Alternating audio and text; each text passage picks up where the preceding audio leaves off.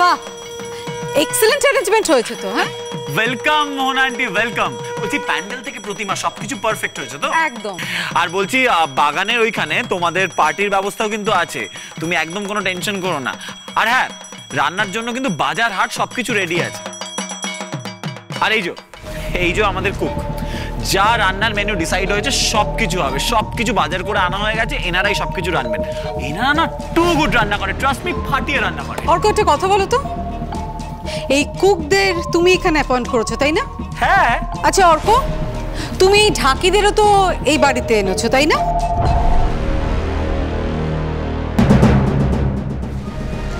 মোহনা aunty বারবার একই প্রশ্ন কেন করছে? কিছু হয়েছে নাকি?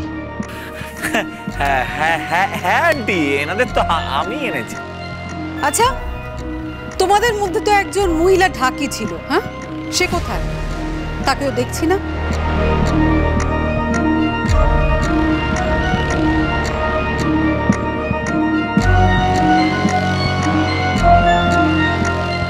আচ্ছা অর্ক, এই যে মহিলা ঢাকি এখানে নেই, হ্যাঁ, তুমি তো ওকে নিয়ে এসছো এখানে পুজোর জন্য, ওকে অনেক টাকাও দিচ্ছ, তা ও যে ঢাক বাজাচ্ছেন, এদিকে পুজো হচ্ছে, কোথায় গেল? হ্যাঁ সত্যি তো, উনি কোথায়? উনি এখানে তো ছিল, দেখতে পাচ্ছি না তো, কোথায় উনি? সত্যি কোথায় যে গেল? এ কি ঠাকুরমশাই, আপনি পুজো থামিয়ে দিলেন কেন? না না, তাকিয়ে থাকবার কিছু নেই, আপনি পুজো সারুন। অঞ্জলির সময় আমরা ঠিক অঞ্জলি দেব।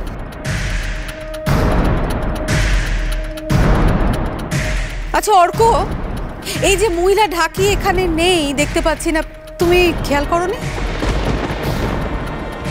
সুবর্ণা, তুমিও তো এখানে আছো, তুমি খেয়াল করোনি? তাই তো। অর্ক, তুই জানিস না উনি কোথায় গেছেন? তাহলে ঢাক কে বাজাবে? মানে উনি কি ঢাক বাজাবেন না? আমার না আজকে ভীষণ ইচ্ছে করছে ঢাক বাজাতে, বাজাবো?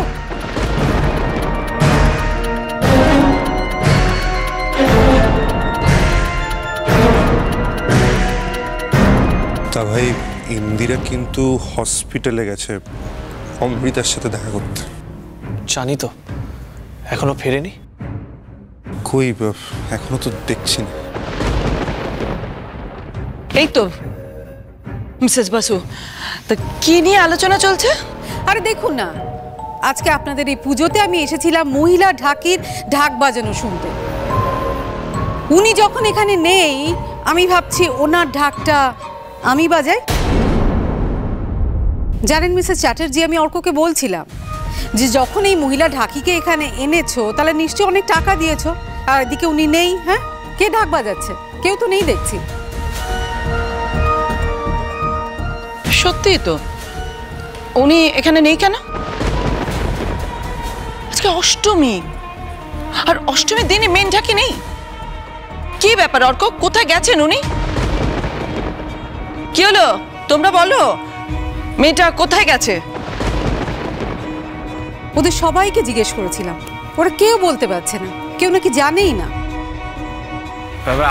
আমি দেখছি।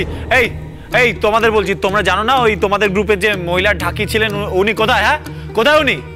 আগে না দাদাবাবু, আমাদের তো কিছু কয়ে যায় নাই। আমি জানি অর্ক, ওরা কিছু বলতে পারবে না। আমার না এই ছেলে মেয়েটাকে ভীষণ চেনা চেনা লাগছে।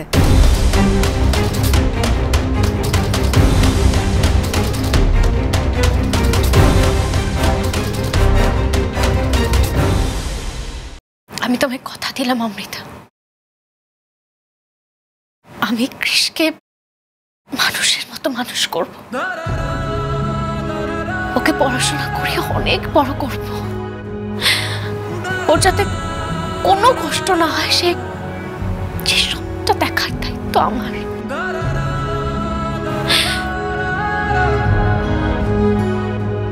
তুমি কোনো চিন্তা করো না, আমি আছি কৃষের পাশে। শোনো, তুমি এখন একটু বিশ্রাম করো, এসব কথা একদম ভাববে না তো, হতেই তো পারে এসব কিছু করার প্রয়োজনই পড়লো না। না ইন্দিরা, তুমি কিছু জানো, অনেক দিন আমি এই লড়াই করেছি, কিন্তু এখন নিজের শরীর থেকে ইশারা পাচ্ছি যে আর বেশি সময় নেই। ইন্দিরা, তুমি, ভিকি আর কৃষ, তোমরা তিনজনে খুব ভালো থেকো।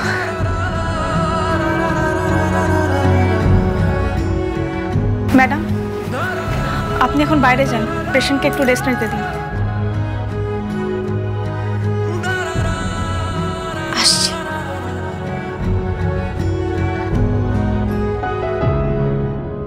ইন্দিরা, আমার ছেলেটাকে দেখো, ওর যেন কোনো ক্ষতি না হয়। দেখ, আমার প্রাণ থাকতে কৃষের কোনো ক্ষতি আমি হতে দেব না। সর্বশক্তি দিয়ে হলে ওকে আমি রক্ষা করব, কথা দিলাম।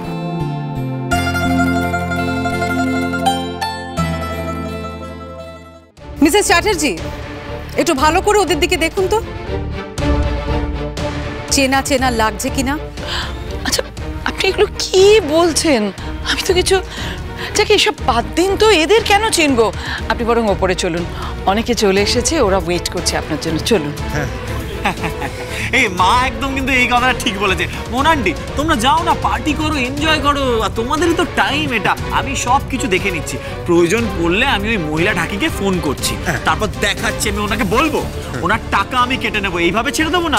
এই তোমরা বাজাও ঢাক, আর তোমরা বলো, ওনাকে ফোন টোন করো, দেখো কোথায় উনি। এই যে রানা ঠাকুর। জি আইকা।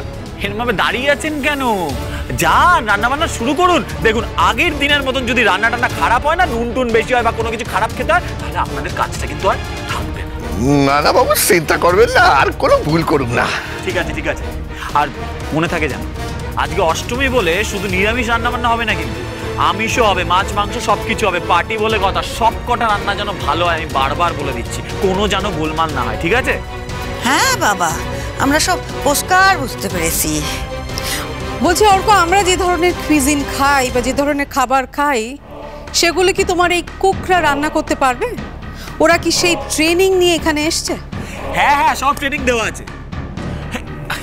না না না, মানে আমি বলতে চাইছিলাম যে ওনারা অলরেডি ট্রেন, মানে ওনারা খুব ভালো রান্না করেন, টু গুড রান্না করেন। আমি ওনাদের রান্না খেয়েছি তো এর আগে। আমিও খেয়েছি। হ্যাঁ। তাই নাকি? Very good.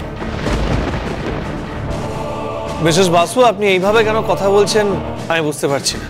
মানে কিছু কি হয়েছে? Is anything wrong? Mrs Basu, আপনি এভাবে কেন কথা বলছেন? মানে আমি জানতে চাইছি যে কেন বলছেন এভাবে। কাল রাত থেকে আমার ডান চোখটা লাফাচ্ছিল, নিশ্চয়ই কোনো বড়সড় বিপদ আসছে।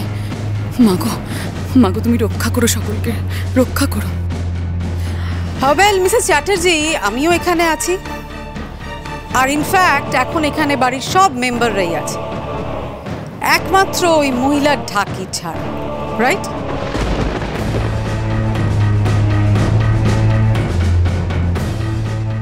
আচ্ছা অর্ক, একটা কাজ করা যায় না?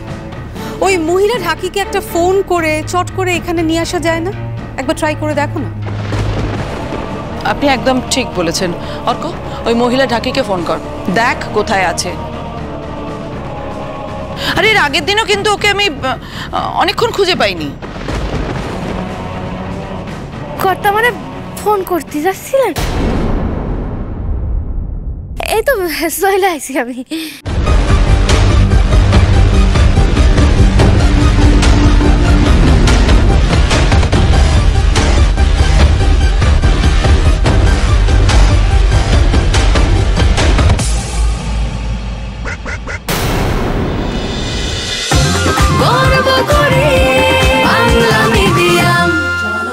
चलो चलो चलो चलो पाल्टा